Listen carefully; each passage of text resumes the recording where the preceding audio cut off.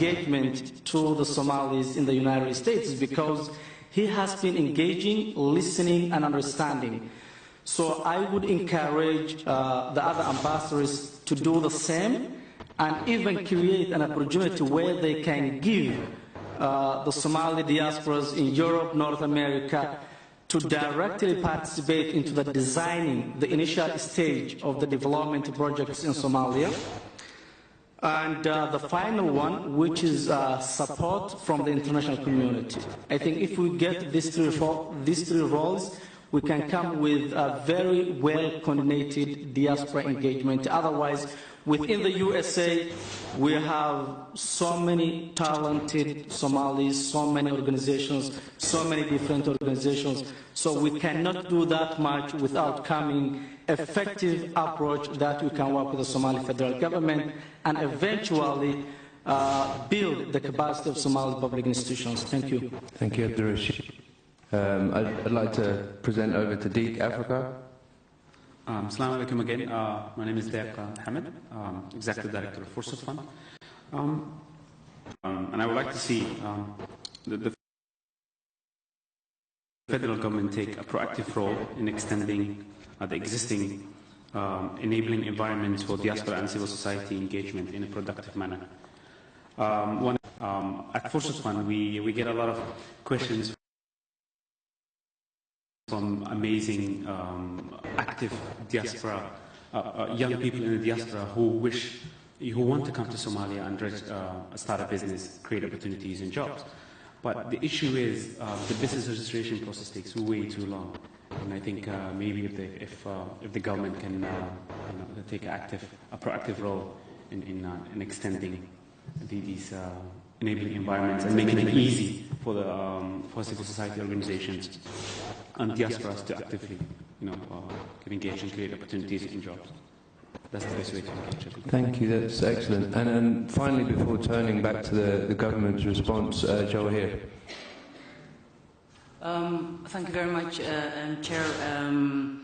I welcome that the Somali federal government included the National Development Plan strategy to engage Somali diaspora, but also look ways of Somali diaspora can contribute. As the chair of Global Somali Diaspora, I know, speaking to Somalis here in UK as well as globally, and our board members who are global representation, the Somali diaspora are crying really out to contribute to Somali and federal government development plan, how they can contribute. And I think if the Somali government can have action plan, in terms of how that strategy in engaging action plan that can implement that strategy, I think will be very, very helpful. Because the Somali diaspora is here, and there is a huge expectation from Somali people in the country as well as outside in terms of what Somali federal government can do. We know realistically there are a lot of challenges ahead, but Somali diaspora is here to support, and I think that action plan will be very useful. Thank you. Thank you very much. I'll now turn to Special Envoy Marian Yassin. Thank you very much for giving me the floor. Very briefly, the Deputy Prime Minister will conclude, but I would like to touch upon issues on diaspora, migration, and civil society. Definitely, the National Development Plan has a very clear chapter on diaspora as well as mixed migration, which really makes our National Development Plan one of the actually most advanced in Africa. And definitely the Ministry of Planning is working to make this implemented. I also would like to inform you that there's something that has been in the pipeline. As you are aware, the federal government of Somalia was very active in the Valletta summit, and out of the Valletta summit we have created our Somali National Action Plan post-Valletta based on the needs of the Somali federal government, and in that we have actually highlighted the importance of the diaspora, among others, and especially on harnessing the efforts of the Somali diaspora to create more synergy so they can collaborate together to minimize the negative effects and to have more collaboration and avoid duplication, and that will be actually be finalized by this government, inshallah. The other issue that I wanted to raise is that we also need to invest in the Somali youth in Somalia after they graduated, because they are at a very high risk, risky and irregular migration because they don't have opportunities. So we might think about a MEDA program for Somalis in Somalia, but also from non-European countries. In conclusion, of course, the civil society is a key actor in whole process, and Abdurrahman and Dini, as you remember, we could not have this provisional constitution if we did not have a very good collaboration between the civil society and the, at the time, transitional government of Somalia. And of course now we want to continue and definitely be sure that the government of Somalia recognize the efforts of the civil society, and of course I'm there as your voice. Thank you. Thank you very much. Finally, I'd like to invite the Deputy Prime Minister to make some remarks. I will conclude later, but we will continue through the agenda. Yeah. I think we've come to time anyway in this session, so I will be happy to hand over to Joanna Roper to take us forward to the next session. Great, thank you very much indeed. We've heard a lot of very excellent comments and contributions today on how the diaspora and civil society can contribute to the development of humanitarian space, inclusive and representative political participation, and how to create an enabling environment to enable people to contribute fully. Specifically, we've heard a lot of very good ideas about how to turn these ideas into practical action, and that's the focus of this session for the next 15 or 20 minutes. So we have got a lot to cover, but we've already looked at the importance of skills and knowledge transfer from the diaspora to business and civil society, the role of first responders to the humanitarian response, the vital importance of remittances and working together and partnerships, and of the role of civil society holding governments to account as well. I'm going to call a number of speakers. I'm going to have to ask you to be very, very tight in your interventions and contributions, please. But let's start by taking this from the ideas into practical action. What are the next steps towards closer partnerships? So could I first call on Dr. Yusuf Omar, who I think is sitting to my right. Thank you very much. Okay, Assalamu alaikum wa rahmatullahi wa barakatuh. I'm also a board member of Global Somali Diaspora as well. As a Somalia is defined as a nation of poets, I could actually start with Allamada Shafi'na Mamusku wa Ana, that Kamesha Yimidiyo, Malinku Habona, of the which I think your motion and mood and feeling you can also just see. I would like to share with you my feelings and thoughts regarding to diaspora civil society side event. It was a process of learning in my case, and it was rich and diverse and positive and constructive in nature as well. It has been highlighted the importance of trust building, peace and nation building as well. And that's in line with the vision of the President of Somalia, Mohamed Abdullahi Farmajo, and his public commitment when he said, my government is a government of Dibu Heshisin and Dibu reconciliation and rebuilding.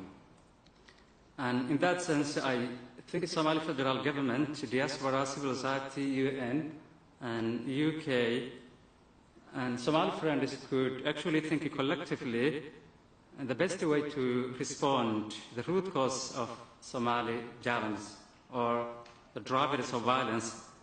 Education, employment, basic health and enabling environment are essential and very, very necessary. Peace and security on one side and development are two sides of the same coin, and each one can facilitate the other one. And peace, in fact, its own.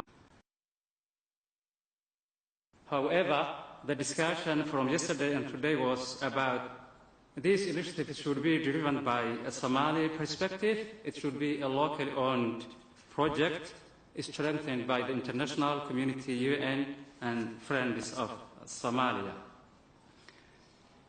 The role of women and youth has been highlighted a lot, but actually something that taken my attention was the important role of the people with special needs.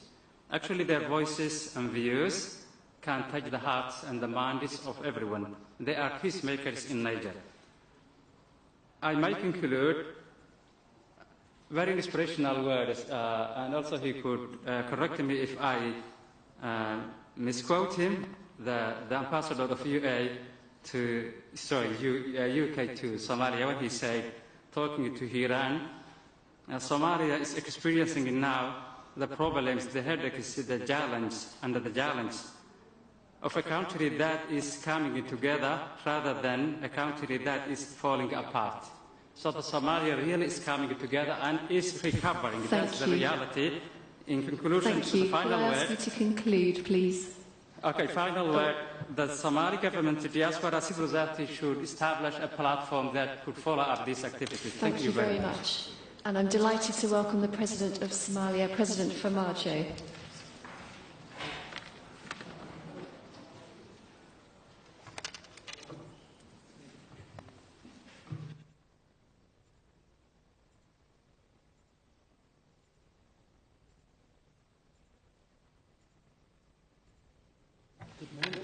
Good morning, sir.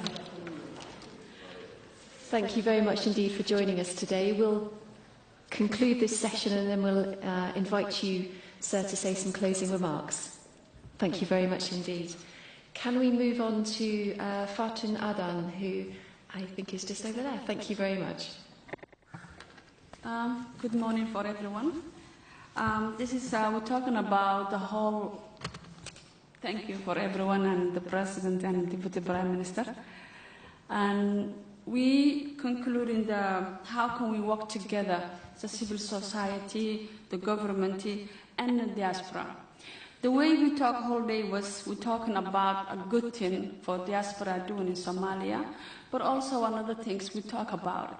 We should talk about. It's the diaspora doing a lot of great things, but also we're talking about the knowledge. Somalia, we have a lot of knowledge. We have a lot of the local youth who are educated in Somalia and looking for opportunity to be part of it. And we shouldn't forget about that. Another thing the recommendation is reconciliation. We need a reconciliation as a Somalia. And the reconciliation, when we're talking about the dialogue, it shouldn't be waiting in the outside Somalia. We could do it in Somalia. And the one we actually suffering as a Somali, we are the ones suffering. And I think we should take steps. And if we really mean it, to be part of the change of Somalia in this room, and we all of it part of it, we can change. But if we just come into the conference and then leave it, that's not going to change. So we need to follow up and be serious and involved. Thank you very much indeed. Could I next call on Geeta Bandy Phillips, who is my right. Thank you. Thank you very much. President Farmajo, Michael Keating, SRSG, guests.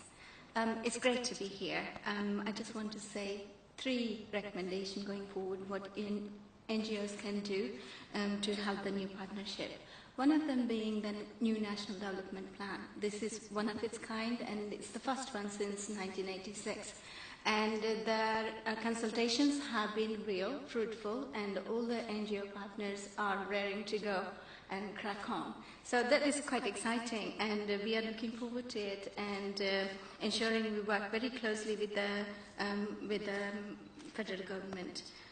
The second recommendation I want to make, and all the humanitarian sector in Somalia has a big role to play, is the grand bargain. So the grand bargain talks about and trying to nurture them to become the partners we want them to be. So the reign of international organizations for the past 25 years has been brilliant, but I think it's time that the Somali colleagues take over from us and, start working for the development of their own country. And I think we are very excited, and there are lots of champions here in this room, so looking forward to working with them very closely. And the last thing I want to recommend, I also chair the advocacy group for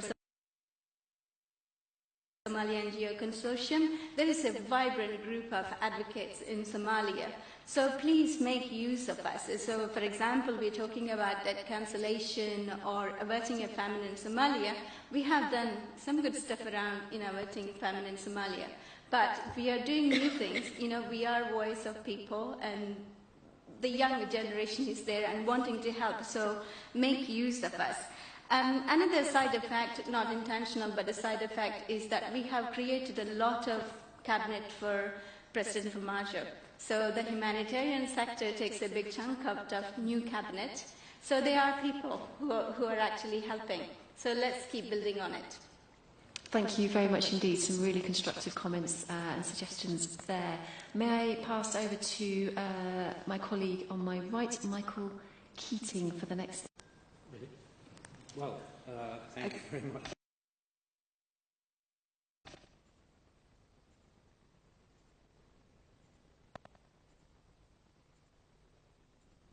Delighted to welcome you to this meeting, and I think you are an example to us all of someone from both diaspora and, may I even say, civil society who's come back to enrich the future of Somalia. All I want to say is this has been a very productive discussion, lots of very practical ideas as to how diaspora and civil society can play a role in Somalia's political, economic and social future. And I think if there's one message coming through, it's an appeal for a more structured approach to ensuring that engagement. There is no shortage of issues, but there's a sense that there could be a more deliberate and structured way in which the government can benefit from the intellectual capacity, the financial resources, and all the other attributes that civil society and the diaspora has. And so I think what some of us are being asked to do is to huddle after this meeting and work with colleagues to figure out what those more structured approaches would be, whether they're around the constitutional review, whether they're around security, whether they're around boosting investment and economic growth, whether they're around reconciliation or building capacity.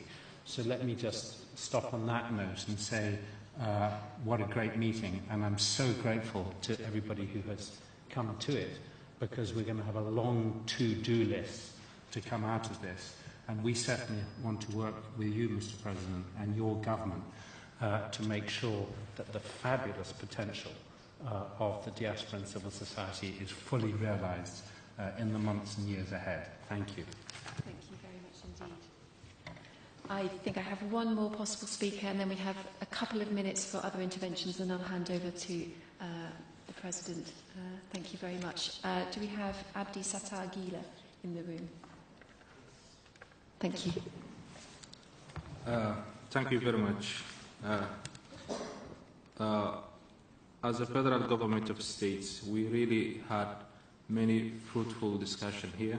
This discussion has been very important for us, and I hope we will address all the suggestions and the challenges you raised. To broaden the discussion and to share with you the vision of federal government of Somalia, federal government of Somalia want to see more Somali diaspora investment into Somalia with in line with government priorities, We would love to see more knowledge and experience transfer to Somalia with good cooperation of civil society and government policies. And lastly, and the most important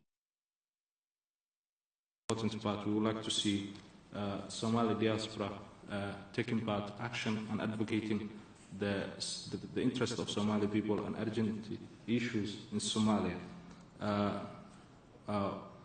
We are aware of the challenges you are seeing, but this government has come and enjoys with the wider support of Somali diaspora, and I hope you will see from us something that really addresses all that issue. Thank you very much.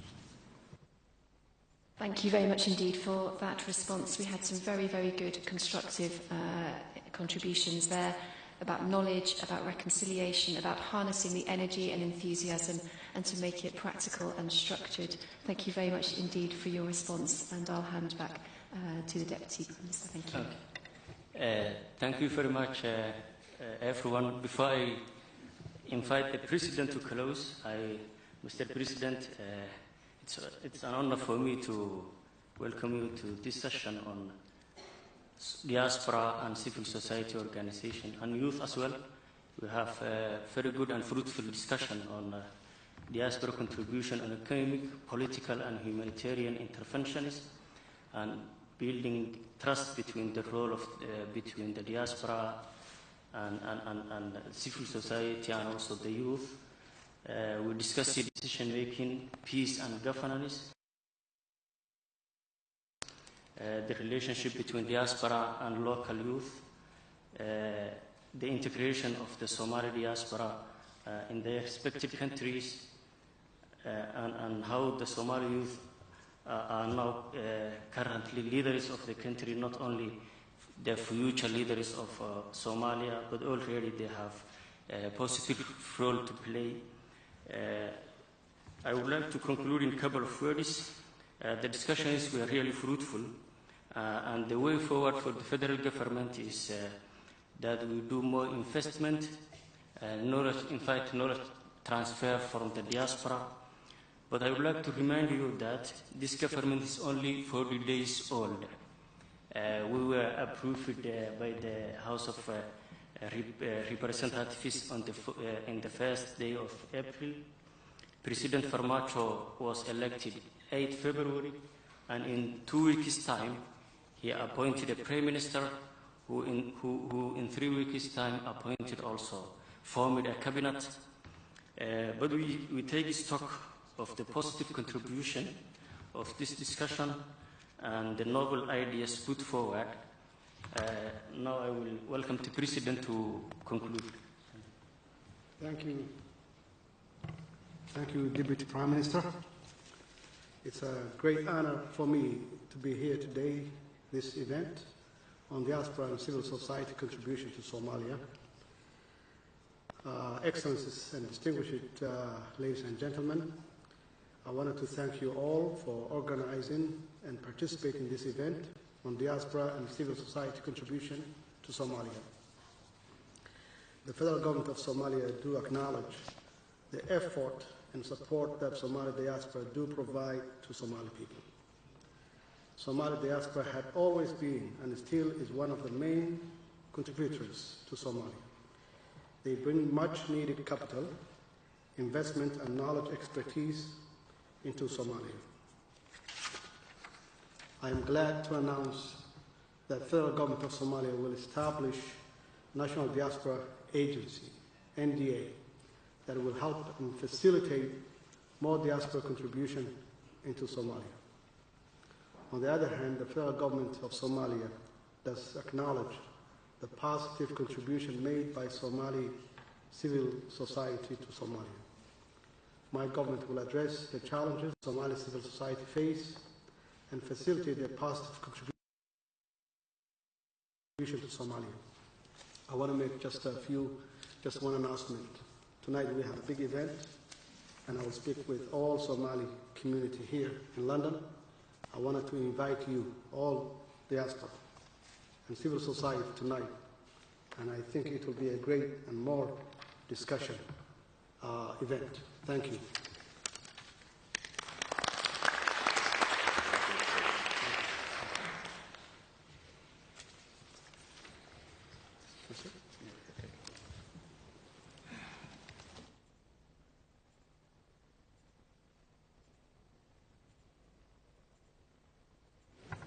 And thank you, ladies and gentlemen, for a brilliant start to the conference.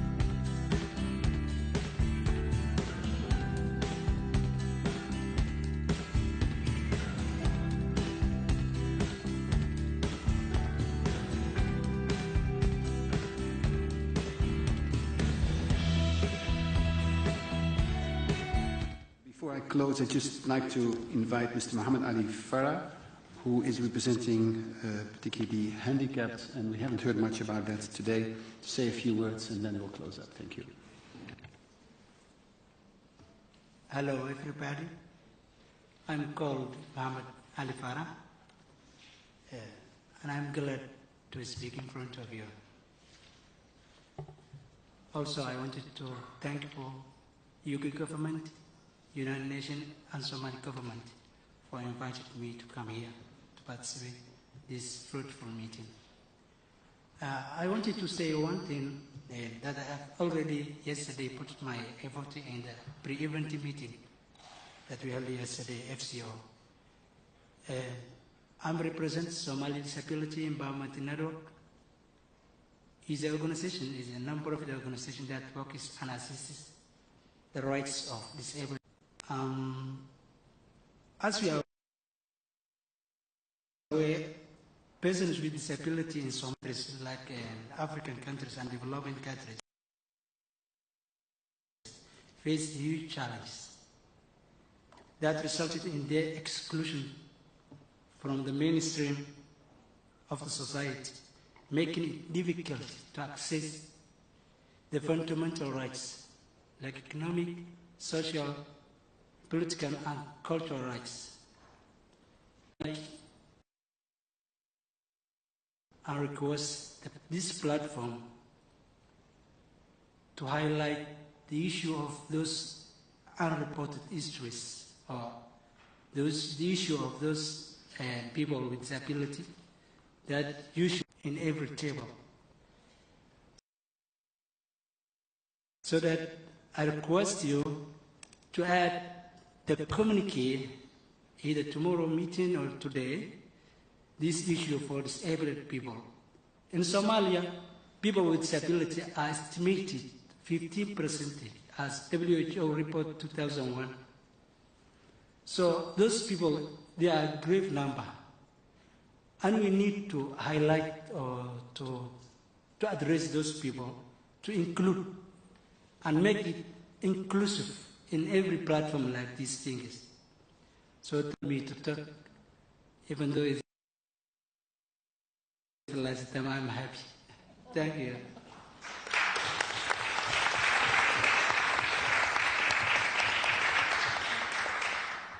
Thank you, Mohammed. And I think the fact that you spoke last actually is an attestation of the fact of how important the issue to the discussion that has taken place this morning. Already a lot of praising words have been said about it. Just a few points maybe. First of all, that we have a very vibrant diaspora and civil society in Somalia, and very close cooperation is required between that diaspora civil society, particularly at the local level, if we want to avoid some of the tensions we have seen in post-conflict and fragile environments in other places. So this is very important. The role of the diaspora cannot be underestimated, not just in terms of transfer of knowledge, but also particularly resources. And clearly we see that, but increasingly hope that would see these contributions from the diaspora also go towards more longer-term developmental and reconstruction processes. The role of women, clearly this should go beyond the numbers. In spite of the major challenges that women still face in Somalia, they are major agents of peace and change in the country, and therefore we should recognize that and work with them very closely.